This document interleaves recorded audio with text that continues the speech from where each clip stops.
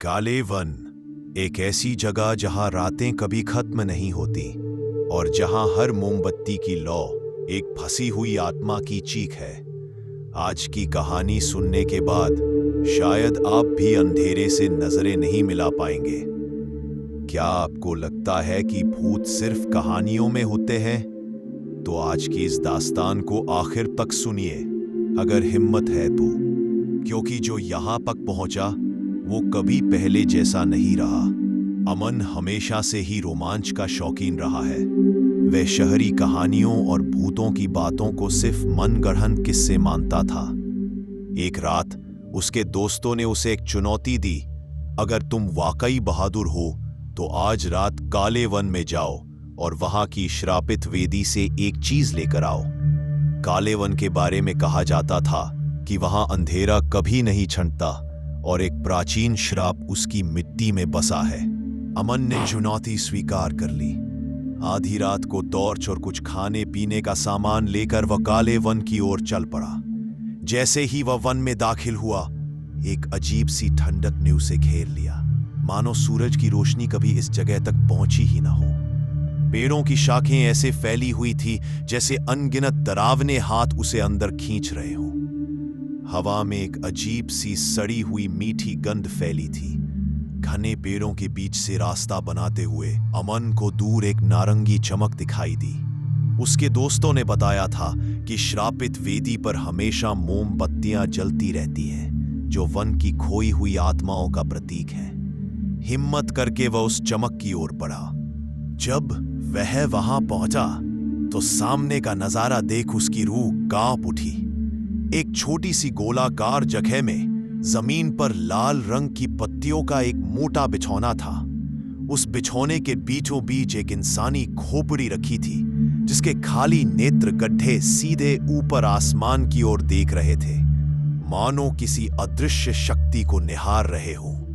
उस खोपड़ी के दोनों ओर बड़े बड़े पेड़ों की जड़ों के पास दो और खोपड़ियां ऐसे रखी थीं जैसे वे उस बीच वाली खोपड़ी की रखवाली कर रही हैं। इन सभी के चारों ओर अनगिनत मोमबत्तियां जल रही थीं, जिनकी लौ रह रहकर ऐसे कांपती थी जैसे कोई अदृश्य सांस उन्हें छू रही हो।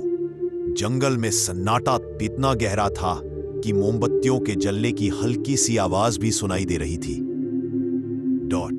अमन के रोंगटे खड़े हो गए। उसे लगा जैसे कोई उसे घूर रहा है। तभी एक ठंडी कांपती हुई फुसफुसाहट उसके कानों में गूंजी। तुम आ गए, हमारा नया मेहमान। बीच वाली खोपड़ी के खाली गड्ढों से एक हल्की नीली रोशनी निकलने लगी। हम इस वन की पुरानी आत्माएं हैं। एक गहरी बुजुर्ग आवाज खोपड़ी से आई। सदियों पहले इस जगह पर एक भयानक युद्ध हुआ था। हम सब मारे गए, हमारे शरीर यही दफन हो गए, लेकिन हमारी आत्माएं इस वन में भटकती रही। एक दुष्ट तांत्रिक ने हमारी खोपड़ियों को यहां रखकर हमारी ऊर्जा को बांध दिया ताकि वह अमर हो सके, लेकिन वह सफल नहीं हुआ। अब हम इस वेदी पर कैद है और तांत्रिक की आत्मा भी हमारे साथ उसकी खोपड़ी में कैद है। बगल की दो खोपड़ियों से धुएं जैसी काली परछाइयां उठने लगी। वे दर्द में बिलखती हुई अमन की ओर बढ़ रही थी। हमारा श्राप यही है। तांत्रिक की खोपड़ी से हंसी की एक भयानक आवाज गूंजी।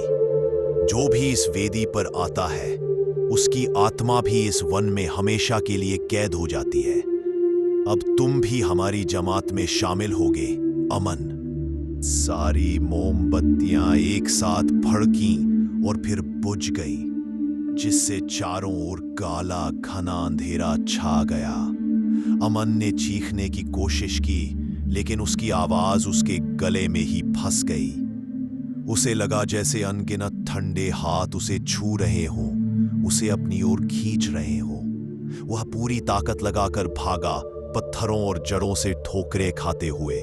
उसे लगा जैसे लाखों आंखें उसका पीछा कर रही हैं और वन के हर कोने से डरावनी फुसफुसाहटें आ रही हैं। सुबह होते होते अमन वन के बाहरी हिस्से में बेहोश पड़ा मिला।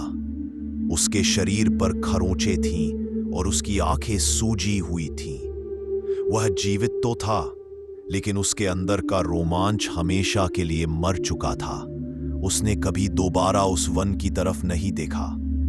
लेकिन कुछ लोग कहते हैं कि आज भी शांत रातों में काले वन से कभी कभी मोमबत्तियों की हल्की चमक और खोई हुई आत्माओं की फुसफुसाहटें सुनाई देती हैं, जो नए मेहमानों का इंतजार कर रही होती हैं। तो दोस्तों, अब सोचिए, अगर आप अमन की जगह होते तो क्या उस श्रापित वेदी तक जाने की हिम्मत करते? और अगर ये कहानी आपको रोंगटे खड़े कर गई हो तो अभी चैनल को सब्सक्राइब कीजिए, क्योंकि अगली बार हम लाएंगे उससे भी ज्यादा डरावनी सच्चाई।